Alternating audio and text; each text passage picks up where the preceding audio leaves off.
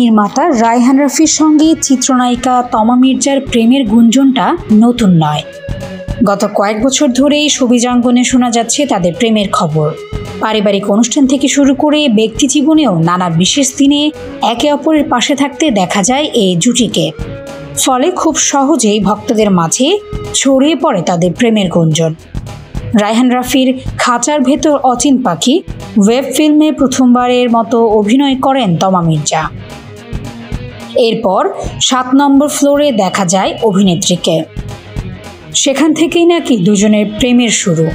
যদিও গত বছরের শেষের দিকে হঠাৎ করে শোনা যায় দূরত্ব সৃষ্টি হয়েছে রাফি ও তমার মাঝে। সে সময় এক সাক্ষাৎকারে রাফি বলেন, তমা ও আমাকে জড়িয়ে যেসব খবর শোনা যায় সেসব কেবলই গুঞ্জন ছিল, তবে আমাদের মধ্যে অনেক ভালো বন্ধুত্বের সম্পর্ক, যা আগেও ছিল এবং এখনও আছে। তবে এখন আবারও শোনা যাচ্ছে রায়হান রাফি ও তমা মির্জার মাঝে সেই প্রেমটা আর নেই। সম্প্রতি নায়িকার এক সাক্ষাৎকারেও মিলল তেমনই ইঙ্গিত।